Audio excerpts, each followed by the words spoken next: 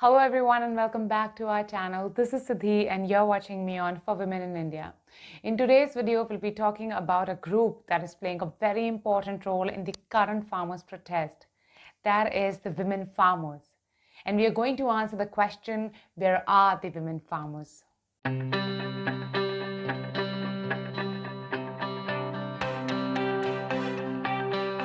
On January 11, at a hearing on the new farm laws in the Supreme Court, the CJI expressed his confusion asking why are women and elders kept at the protest. He then went on saying that they should be persuaded to go home. The CJI's remark invited criticism from activists, feminists, and women all over India who are offended that the CJI thinks that women are being kept at the protest site. While talking about farmers and their rights, there exists an unsaid presumption, an image of a male farmer, probably not just in the mind of the CJI, but also the larger society. Whether it is the way in which the Kisan Sabhas or farmers in general are addressed as Kisan Bhai by politicians and media houses, or that structural barriers that constrain women farmers in exercising their legal rights. All this makes the existence of women farmers and their struggles in India invisible. This lack of recognition of the women agriculture workers result in exclusion from rights and entitlements such as institutional credit, pension, irrigation sources, and within family they are deprived of their property rights. Globally, more than 400 million women engage in farm work, although they lack equal rights in land ownership in more than 90 countries. Women worldwide engage in non-mechanized farm occupations that include sowing, winnowing, harvesting, and other forms of labor-intensive processes such as rice transplantation. A People's Archive of Rural India report found that nearly two-thirds of the female workforce is engaged in agriculture, either as cultivators or agricultural laborers. Women farmers not only have to work on fields, but also because of the patriarchal norms, they are obliged to take care of the daily domestic chores, children, and cattle. Now we'll talk about difficulties faced by women farmers in land ownership. In India, legal recognition of farmers usually results from land ownership.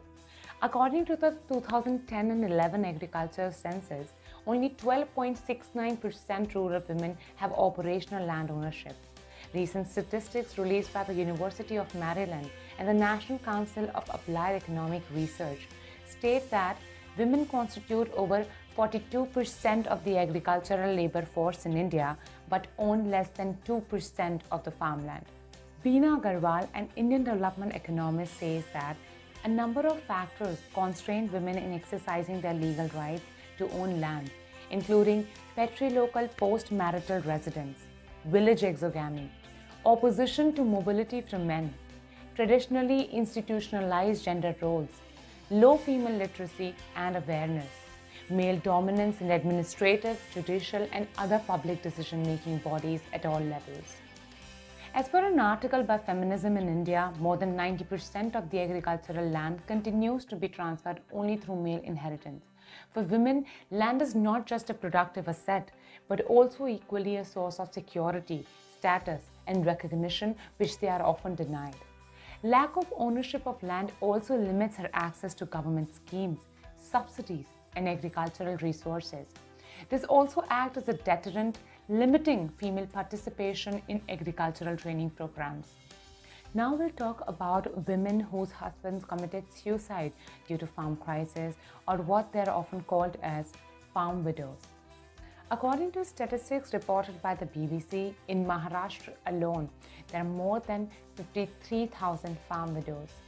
Recently, a survey conducted by the Mahila Kisan Adhikar Manch of 505 women farmers whose husbands committed suicide due to farm crisis in 11 districts across Marathwada and Vidarbha found that 40% of women widowed by farmer suicides between 2012 and 2018 were yet to obtain rights of the farmland they cultivated. Among them, only 35% had secured the rights to their family house. The survey also found out that 33% women didn't know that they were entitled to a pension, which makes it evident how women have been excluded from accessing institutional rights and entitlements in the absence of being recognized as farmers.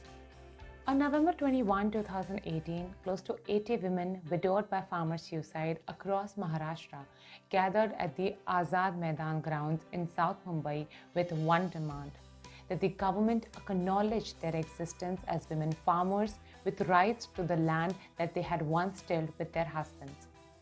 The question here is also of identity. They are viewed either as a farmer's wife or a farm widow. Her identity is constantly determined by a male subject. Seema Kulkarni, a member of Maqam's national facilitation team, said, "Women are never recognized as farmers. The truth is, they are farming alongside their husbands and continue to do so even after their husbands die." As per the article by the Feminism in India mentioned earlier, women farmers are also exposed to severe health hazards which are physical, chemical, occupational, seasonal, or biological in origin. A lot of the farm activities which require constant bending are majorly done by women, which leave them with severe pain in legs, neck, hands, and back. These later also become the cause of frequent miscarriages, infant deaths, and premature births. Lack of awareness among the women farmers, exposure to wrong use of pesticides and other agrochemical products leads to occupational risk, which results in poisoning and death. Another major problem faced by women farmers is the inaccessibility to gender-friendly farm machines. Many of the farm equipment required for work, such as transplanting, cleaning, milling, harvesting, etc., are not designed for women, which increases the risk of injuries. They have been only tested on men. Now we'll talk about women farmers at the protest. Being the most vulnerable amongst the farmers community, the women farmers feel that they would be worst affected when the 3 farm laws would be implemented. The role of women farmers in the protest is twice more important, as stated by Sukhman Kaur, a member of Kisan Sabha, while talking to The Wire. She said, "Ghar bhi sambhalna hai, aandolan bhi sambhalna hai." She further said it is because of our sisters' silent work back home that so many men are able to come here to the protest. Women protesters have been actively taking part at the farmers' protest. As per an article in the Hindustan Times, as many as 100 protest sites in the states are being managed by women to keep the momentum alive. Tikri border has the largest group of women protesters of about 20,000 to 25,000 women that are organized under the banner of Bharatiya Kisan Union Ekta Uragaha.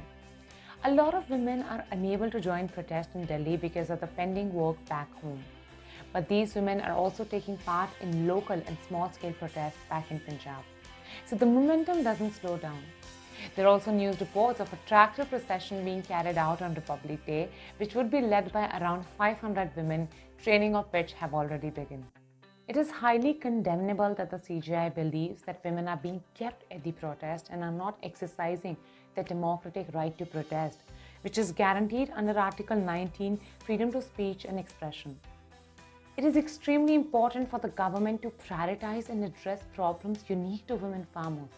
In 2011, M.S. Swaminathan, a Rajya Sabha member, proposed the Women Farmers Entitlement Bill, which lapsed in 2013.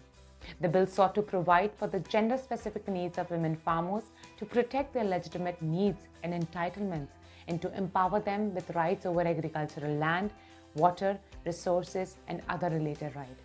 While the CJI's remark is a testimony of the lack of visibility that exists on the role of women farmers, the society is ready to push back such narratives. An immediate pushback came in the form of Rashtriya Mahila Kisan Divas, Women's Farmers' Day, to recognize the contribution of women in agriculture. So that's it for this video. Let us know about your thoughts in the comment section, and please like, share and subscribe to our channel. Like, share and subscribe to our YouTube channel. Hit the bell icon to never miss an update.